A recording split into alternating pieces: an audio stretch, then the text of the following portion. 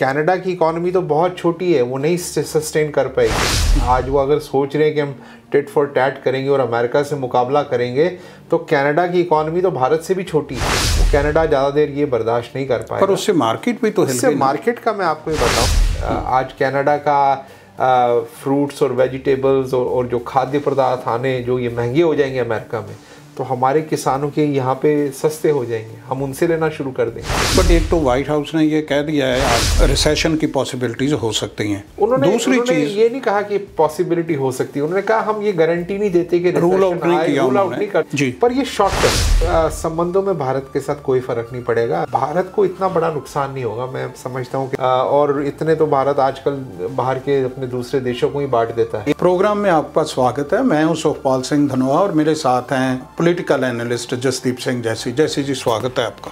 Thank you. और देखने वाले सभी को मेरी तरफ से बहुत बहुत नमस्कार, सत श्री अकाल और आदाब। जैसे कि हमारे दर्शक देख रहे हैं कि प्रेसिडेंट ट्रंप की कभी टैरिफ बढ़ाने की स्टेटमेंट आती है और कभी कम करने की स्टेटमेंट आती है। अब इन चीज़ों को लेके स्टॉक मार्केट में काफ़ी तहलका मचा हुआ है और इसके साथ ही कनाडा के ऊपर टैरिफ लगने के बाद दोनों देशों के संबंध काफ़ी ख़राब हो रहे हैं और जो इन्वेस्टर है उसका कॉन्फिडेंस बिल्ड नहीं हो रहा है। सबसे बड़ी बात है कि गवर्नमेंट शट डाउन होने का भी खतरा नज़र आ रहा है। इसीलिए जब हम ये प्रोग्राम रिकॉर्ड कर रहे हैं तो वाइस प्रेसिडेंट लॉबिंग करने के लिए यूएस कैपिटल पे पहुंचे हुए हैं ताकि गवर्नमेंट शट डाउन होने से बचाया जा सके। क्या ये अमेरिका के लिए रिसेशन है और इसमें प्रेसिडेंट डोनाल्ड ट्रंप की पॉलिसीज़ कितनी जिम्मेदार होंगी, ये हम जानना चाहेंगे अपने एक्सपर्ट जसदीप सिंह जैसी जी कैसे देखते हैं इन सारी सिचुएशन को? जी देखिए कि जो अभी कनाडा के नए कार्नी जिनका अभी नाम आया है प्राइम मिनिस्टर के लिए, जो ट्रूडो को रिप्लेस कर रहे हैं जी, उनके आते ही प्रेसिडेंट ट्रंप ने उन्हें एक नई तोहफ़ा दिया है कि उन्होंने कहा कि आज सुबह ही उन्होंने ये अनाउंस किया है कि हम कनाडा के ऊपर 50% का टैरिफ लगाएंगे।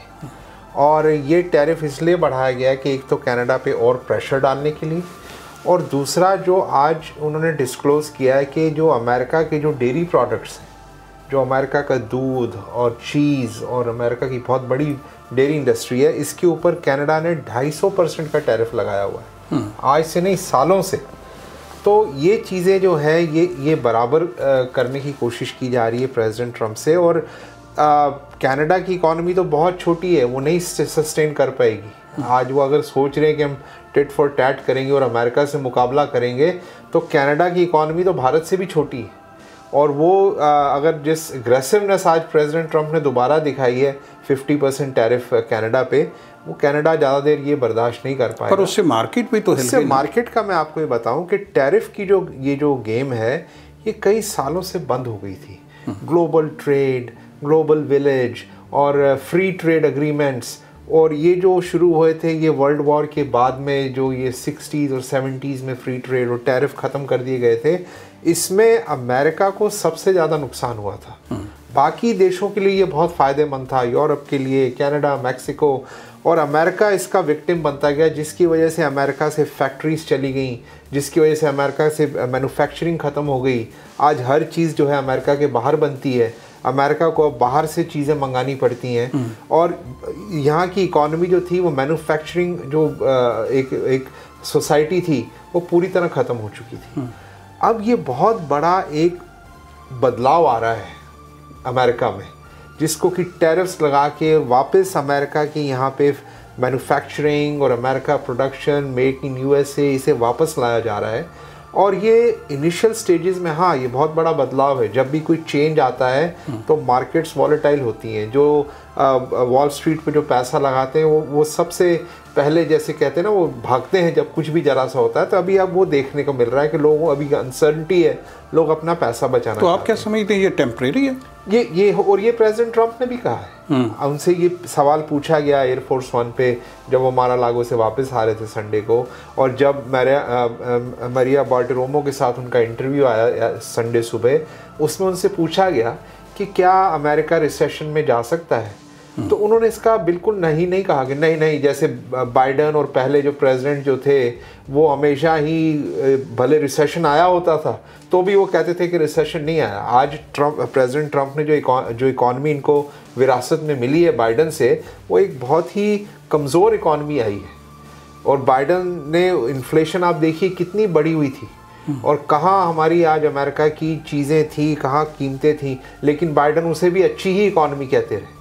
लेकिन प्रेसिडेंट ट्रंप जो है वो सच बोला, उन्होंने कहा हो सकता है कि छोटे टाइम के लिए हमें ये फॉल्टर करे इकॉनमी, क्योंकि हम बहुत बड़े चेंजेस ला रहे हैं, लेकिन लॉन्ग टर्म के लिए ये अमेरिका के लिए बहुत ही फ़ायदेमंद है और अमेरिका की इकॉनमी के लिए ये लंबे तौर में बहुत फ़ायदेमंद साबित होगा।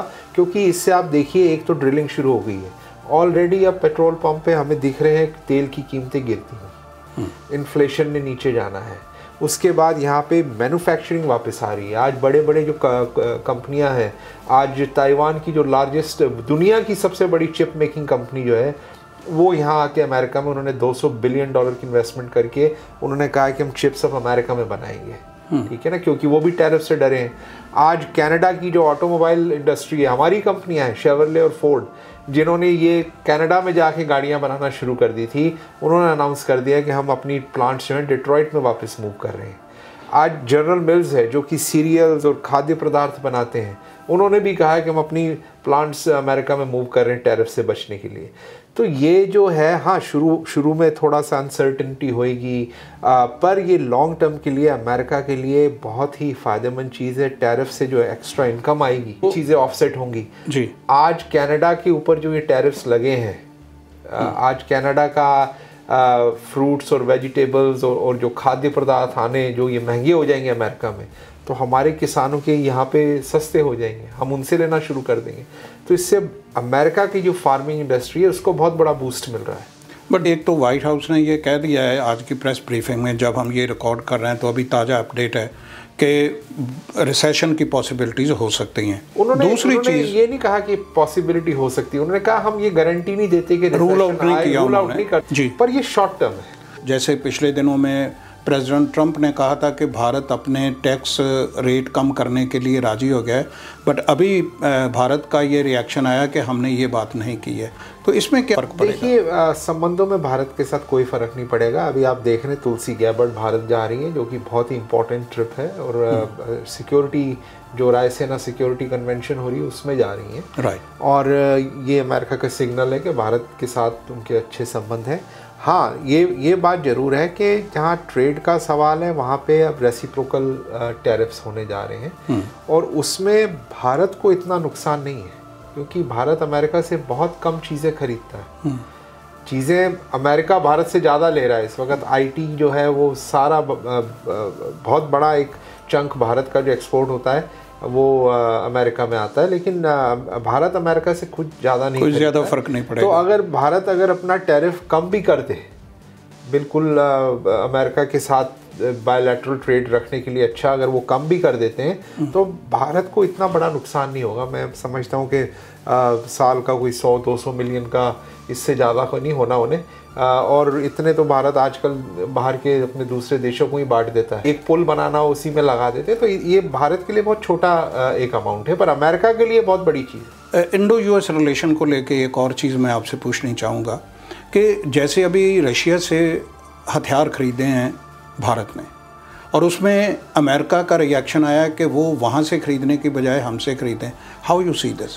बिल्कुल, वो इनकी चल रही है, और ये भारत की शुरू से ही रही है कि रशिया के साथ भी अच्छे संबंध बना के रखें। ये मैं कहूँगा कि भारत की जो फॉरेन पॉलिसी है जयशंकर जी की और प्रधानमंत्री मोदी और उनकी टीम की पूरी, ये एक बहुत ही सूझबूझ वाली पॉलिसी रही है। आपने देखा जब सैंक्शन भी लगे हुए थे सब तरफ, और जब यूक्रेन के साथ चल रहा था, अभी भी सैंक्शन लगे हुए रशिया पे, पर तेल भारत को अमेरिका ने छूट दी थी तेल लेने के लिए।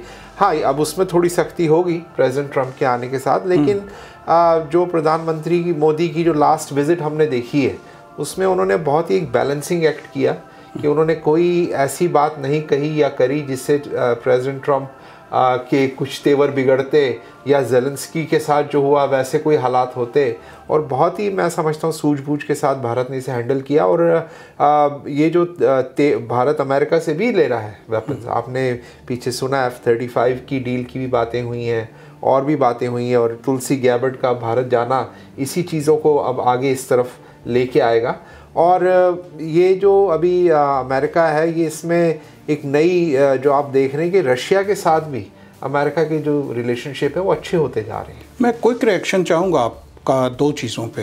एक, इजराइल हमास का तो अभी अनसर्टनिटी बनी हुई है, बट जब हम बात कर रहे हैं तब यहाँ के जो डिफेंस मिनिस्टर हैं और जो फॉरेन मिनिस्टर हैं, ये दोनों ही इस टाइम पे यूक्रेन और रशिया की जो सीज़ फायर के लिए काम कर रहे हैं।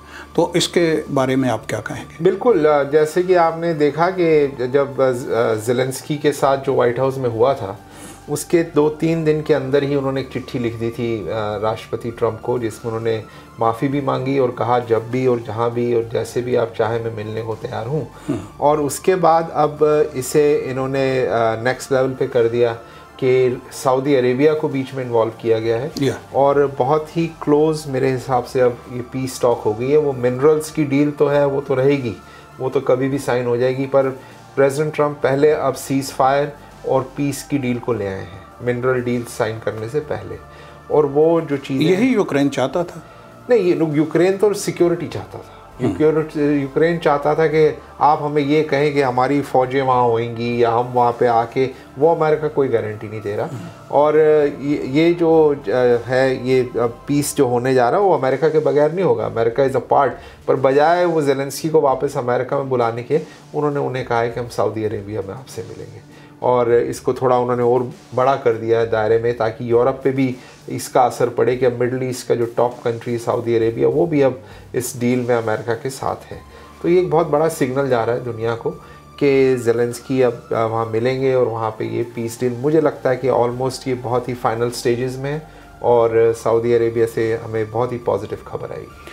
प्रेसिडेंट ट्रंप के ये स्वभाव का हिस्सा रहा है कि वो अपने फैसले बहुत जल्दी तब्दीली कर लेते हैं, और यही कुछ हमें देखने को मिला है कनाडा और अमेरिका के टैरिफ के बारे में।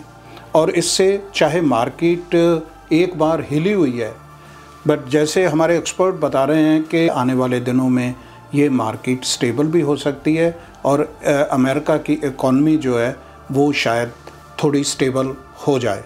ये हमें देखना होगा कि अमेरिका की जो फॉरेन पॉलिसी है उसमें इंडो यूएस रिलेशन और यूक्रेन रशिया वार, इजराइल हमास जंग, ये सारी चीज़ें किधर जाती हैं, और ये टैरिफ वार चाइना और अमेरिका के संबंधों पे क्या असर डालता है, ये अगले प्रोग्राम में हम आपसे फिर डिस्कस करेंगे। फ़िलहाल इस प्रोग्राम में इतना ही। आपका बहुत बहुत धन्यवाद, और आपका बहुत बहुत धन्यवाद। आपको ये प्रोग्राम अच्छा लगे अपने कमेंट ज़रूर डालें और प्रोग्राम के लिए हमारे चैनल को सब्सक्राइब करें। बहुत शुक्रिया।